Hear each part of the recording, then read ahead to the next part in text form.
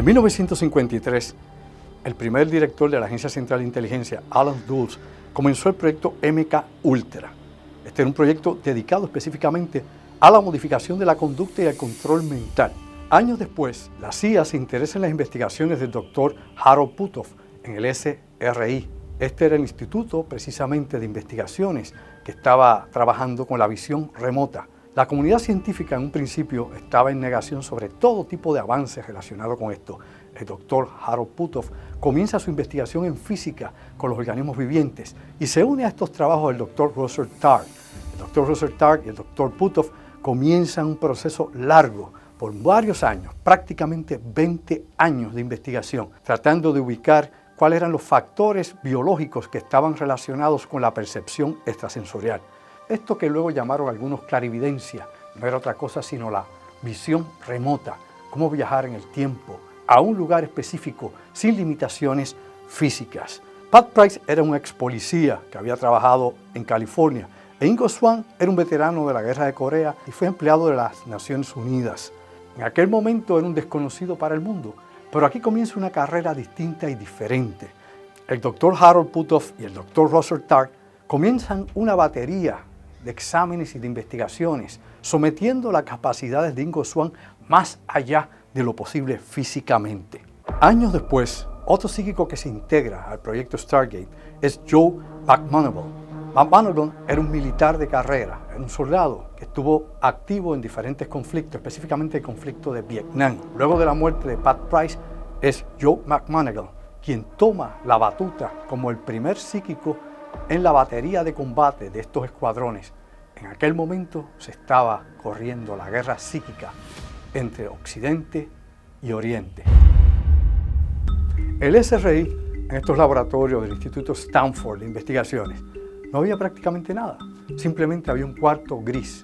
En este cuarto ubicaban al psíquico con una libreta, un lápiz y que tratara de percibir lo que su inconsciente profundo podía recibir, las imágenes, los olores, detalles sensoriales. Pero es interesante que se habla de detalles sensoriales cuando esto en un principio se llama percepción extrasensorial. De alguna forma o manera que todavía la física no entiende, incluso los investigadores que han trabajado en estos proyectos por tantos años, es como que realmente se da este intercambio de información, de energía. Cómo la mente puede proyectarse más allá del cuerpo. La documentación relacionada con todo esto se liberó en 1995, una vez se cerró el proyecto Stargate. Pero no fue el único proyecto. Una vez se termina este proyecto, que se cierra en el año 75 alegadamente, la CIA renuncia de este proyecto debido a los casos que ocurrieron de Watergate, los casos de Vietnam, donde la CIA experimentó con prisioneros de guerra. En 1975 había una serie de investigaciones del Congreso de los Estados Unidos y la prensa estadounidense buscando información de la CIA. Había surgido Watergate, había ocurrido los incidentes de Vietnam. El entonces director de la agencia, William Colby, decidió eliminar todos los proyectos que fueran extraños, raros, polémicos, y en ese momento es precisamente donde el Departamento de la Defensa decide tomar el proyecto de visión remota y llevárselo para Fort Meade en Maryland. Y allí comenzó el reclutamiento y entrenamiento de los nuevos psíquicos. En la particularidad de esta etapa, se escogieron a militares, eran llevados precisamente por sus características, liderazgo, talento. Algunos de los proyectos que se tuvieron en aquel entonces fue Creel Frame, Sunstreak, Scanet, Central Lane, entre otros más. El último proyecto relacionado con el Departamento de la Defensa fue Black Dog. En esto los visionarios que estuvieron involucrados aparentemente viajaron al futuro, 6 años en el futuro, y describieron la destrucción de las Torres Gemelas, septiembre 11 del 2001. Este fue el último trabajo del Departamento de la Defensa con los miembros del antiguo Stargate. Es mucha la información que existe sobre el proyecto Stargate y otras subdivisiones o subproyectos. En la actualidad estamos conscientes de que la mayor parte de esta información sigue clasificada porque es neurálgica para el Departamento de la Defensa y para la Agencia Central de Inteligencia. Muchos otros países han utilizado sistemas similares. Mencionamos a la antigua Unión Soviética, pero la actual Rusia lo utiliza también, y en especial porque Vladimir Putin, su presidente, dirigió la KGB. Por ende, sabe lo importante que es este tipo de información. Y lo hemos visto utilizado en diferentes conflictos. En la guerra de Vietnam, por ejemplo, utilizaban la radiestesia para ubicar trampas y ubicar túneles subterráneos, utilizando un péndulo. Ahí están los datos históricos del Departamento de la Defensa. Esto no es especulación, esto no es magia, esto no es prestidigitación, esto no es ilusionismo, son datos históricos, reales, y los casos son muchísimos. Esta noche está con nosotros el profesor universitario e investigador Apolinar Pavón. Muy buenas noches, Andrew. Gracias por haberme invitado a esta importante actividad. Dentro de todo este marco que podríamos ver sobre fenómenos paranormales, el psiquismo, y que pues muchas personas pues ven esto desde el punto de vista populista, es decir, lo que se habla, lo que se presenta en revistas, lo que se anuncia inclusive en televisión y radio, pero realmente hay algún tipo de trasfondo científico que podamos citar para darle validez a la idea del sexto sentido. Es interesante esta preocupación tuya y la pregunta, porque precisamente curioso es que todos los gobiernos, prácticamente los gobiernos más importantes del mundo, todos tienen una división de investigaciones paranormales, investigaciones psíquicas, lo que es visión remota y espionaje psíquico. Tú tienes, por ejemplo, los laboratorios de la Universidad de Princeton y de Stanford, que fueron bien famosos, inclusive la de Princeton, que recibió 20 millones de fondos del gobierno norteamericano para lo que se llama retropsicoquinesis y visión remota.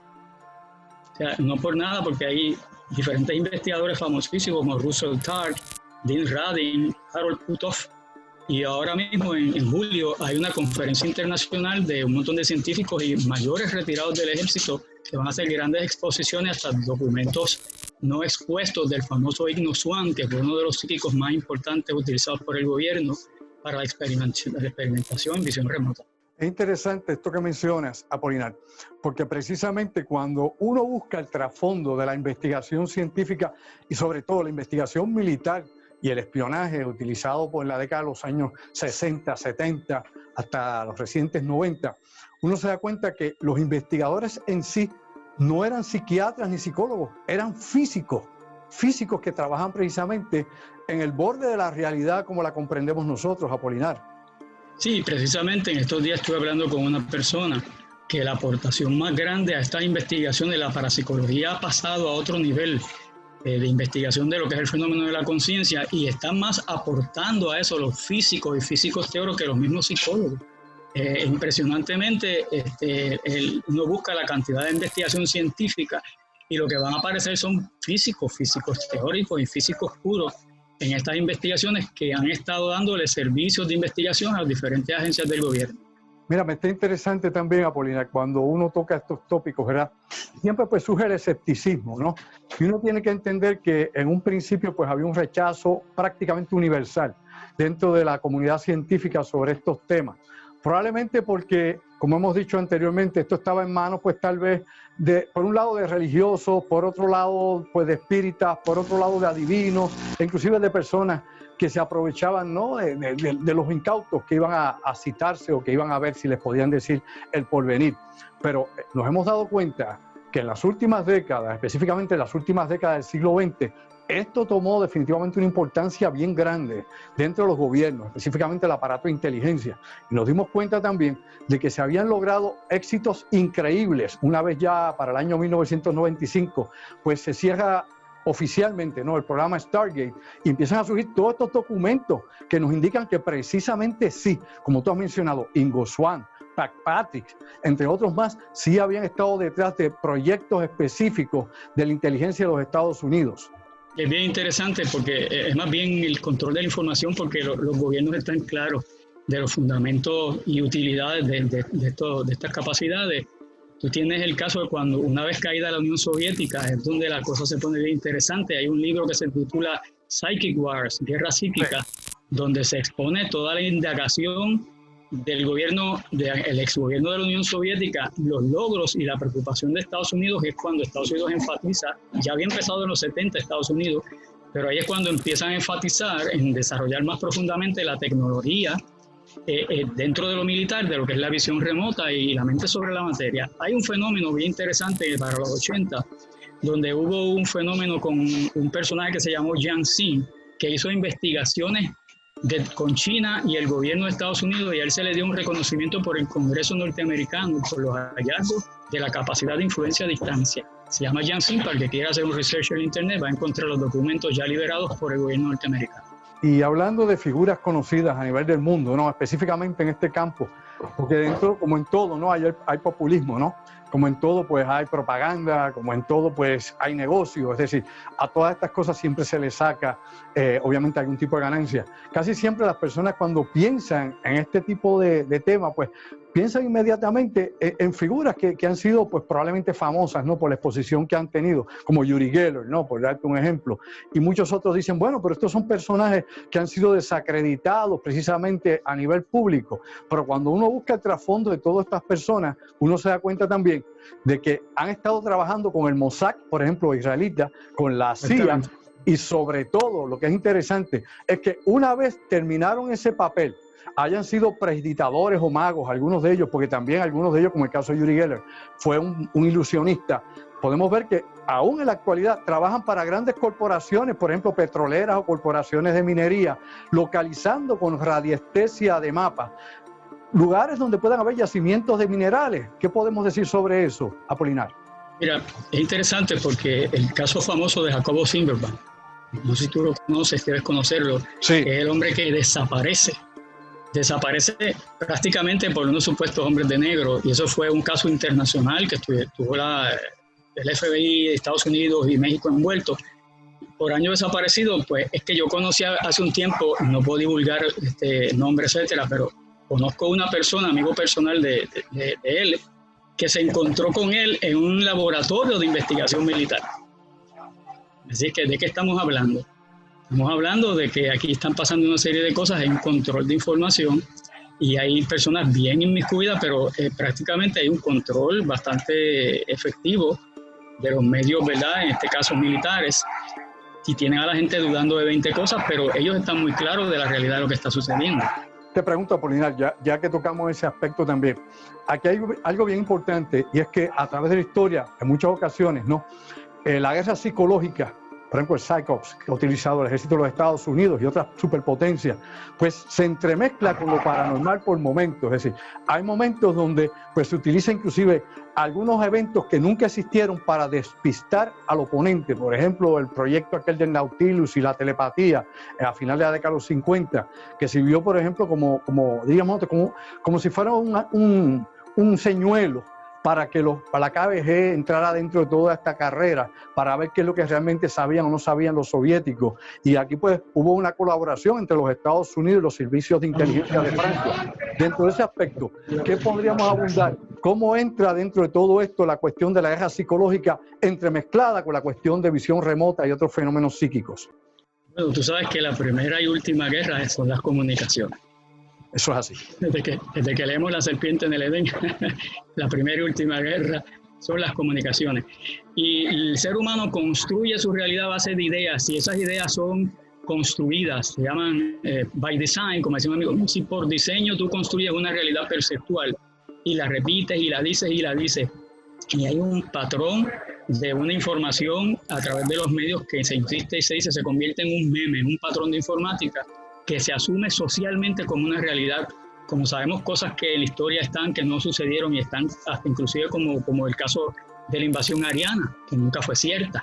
Y eso se estudiaba hasta en las academias antropológicas, tú lo sabes, de historia. ¿Por qué? Porque hay una guerra de poderes y hay una guerra de dominación detrás y por encima de todo esto. Y esa guerra, el arma principal es la informática, que es la que construye una realidad o hace que una persona no pueda discernir lo que hay detrás de lo que está sucediendo, fabricando una supuesta realidad o múltiples realidades aparentes, y así la persona nunca va a saber qué es lo que realmente está sucediendo. Entonces viene la figura de autoridad, que es el que supuestamente sabe y dice lo que es y no es, y así mantienen a las personas en esta ambigüedad, en lo que se llama la desinformación. Cuando tú quieres que alguien no encuentre algo, tú no lo escondes. Tú lo pones más o menos en un sitio donde no llame mucho la atención, ¿verdad? O junto con muchas cosas que sea difícil de identificar. Es lo mismo con esta información sobre estos sucesos. Entonces tú tienes que, cuando sucede algo, por ejemplo, cualquier fenómeno, salen un montón de personas que curiosamente siempre han estado vinculadas a los gobiernos, a periódicos que hacen servicio a los estados de información, donde publican 40 o, por exagerar, 5, 7, 8 artículos desmintiendo eso. Entonces, una persona dice lo que es, 5 dicen que no es, en qué la persona puede creer. Entonces, ahí no hay otra alternativa que la persona investigar profundamente para sí y entonces descubrir ella. Un día estuvimos hablando en tu programa de lo que es la ontología y la epistemología, ¿verdad? Los rusos se dieron esta tarea para saber qué ocurre, cómo ocurre y para qué sirve. Y desarrollaron las armas psicotrónicas. Hoy en día nadie duda que son una realidad, porque ya las armas psicotrónicas han sido expuestas de gran manera en los medios cuando uno investiga durante la caída de la Unión Soviética, y parecía en un momento que eran fantasía porque decían, no, esos son cuentos chinos. Y tú tienes en la Universidad de Yale que hay profesores poniéndose cascos magnéticos para comunicarse desde una facultad a la otra telepáticamente. Para ir cerrando, obviamente, el tiempo que tenemos, que es limitado acá en la entrevista, y como siempre tienes mucho material que es neurálgico para el entendimiento tanto de estos fenómenos como de todo lo que está ocurriendo a nivel de ciencia avanzada, porque esto ya es ciencia avanzada. Acá todavía en Puerto Rico, pues definitivamente muchísima gente es escéptica referente a estos temas, y sabemos que las universidades pues no se han dado programas para educar sobre este asunto en particular y para ver la evidencia física, la evidencia científica que se ha ido recogiendo. Hay escépticos que ponen esto en prueba continuamente, pero casi siempre las personas que ponen en duda este tipo de eventos que han sucedido y que están, nuevamente vuelvo a señalar, están todos documentados, que usted puede encontrarlo también en la biblioteca, por ejemplo, del Congreso de los Estados Unidos, o lo que se puede tener a través del Acta de Libre Información. Aquí es importante indicar a las personas, lamentablemente, Apolinar, que es lo que quiero que me contestes, no hay tal vez la educación ni la información disponible en nuestros centros universitarios para que nuestros jóvenes puedan dar un avance, es decir, puedan ver que el universo es otra cosa, que la realidad de la mente humana se expande hacia fronteras desconocidas y que el mundo no es necesariamente reducido a lo que nos han hecho entender. ¿Tú crees que hay un plan maestro para que siempre estemos en esa reducción mental? Yo pienso que sí, porque todo lo que es un control exclusivo, consciente y voluntario de un grupo, tiene un propósito, y es controlar para ellos la información, ¿verdad? Que eso es que sea exclusiva para que, dicen que la información es poder, ¿verdad? Entonces tú ves que la parapsicología, y eso fue una crítica que yo hice y por lo cual me motivé a dar el curso en la universidad, la parapsicología se convirtió en una investigación de unas élites, cuando todos estos fenómenos que están vinculados a la conciencia y el potencial de la mente son pan de todos los días, uno lo ve en el folclore de todos los pueblos. Por lo tanto, nosotros debemos conocer la realidad en que vivimos para comprender el universo y cómo interactuar con él. Y lo que está pasando es que nos están controlando de todas maneras, y eso es fácil de indagar. O sea, ¿cómo es que nos están controlando? Ahora mismo tú ves que las academias de ciencias sociales y humanidades están desapareciendo de las universidades. ¿Por qué? ¿Por qué no podemos cultivar el aspecto humanístico y social? Porque un individuo educado social, creativamente, es un individuo que puede crear cambios sociales. Y esos cambios sociales, si tú quieres establecer por diseño, la funcionalidad de un sistema que funcione para algo específico, grupos específicos, ideas específicas, controles, etcétera, una economía específica, tú tienes que tener un control de la información, un control del pensamiento, un control de las ideas, un control de las academias, un control religioso. Y yo creo que hoy en día ya la gente, a través de toda la explosión del Internet, y como individuos como Snowden y estos otros, y los que están por aquí, que más cercanos al Internet, que les gusta indagar, hay bastante información para uno darse cuenta hasta dónde la desinformación ha sido utilizada para mantener a la sociedad despistada. Eso es algo todos los días. Muchas gracias, Apolinar. Definitivamente tenemos que caer en cuenta de que sí estamos en un real Matrix, donde realmente pues, nos alinean el pensamiento, nos acondicionan psicológicamente. Gracias al profesor Apolinar Pavón por su aportación esta noche acá en Código Secreto. Hasta la próxima, Apolinar. Gracias por la invitación. Buenas noches. En la antigüedad todo esto era magia, un hombre mágico, una bruja, un hechicero. Para otros, pues luego un espiritista, un medium o cualquier otro que tuviera facultades extrasensoriales. Para los departamentos de inteligencia y sus agencias, esto es un sistema. Se ha propuesto y se ha impuesto un programa para entrenamiento de individuos, es decir, personas con características específicas. En el pasado han ocurrido una serie de eventos que definitivamente han demostrado que esto funciona. Es muy diferente a lo que se llama fenómeno paranormal, que es algo incontrolable, que es algo que es espontáneo, que es algo que es inconsciente. La visión remota es consciente, es dirigida y es controlada. Por ende, las superpotencias que han utilizado este proceso conocen muy bien hasta dónde se puede llegar con esto, pero por el momento sigue siendo material clasificado. Esto es meramente la primicia de tantas otras cosas que podemos ver, de un mundo que está frente a nosotros y que pasa más allá de lo aparente. Las visiones de la mente, las visiones del alma, trascienden el tiempo y el espacio.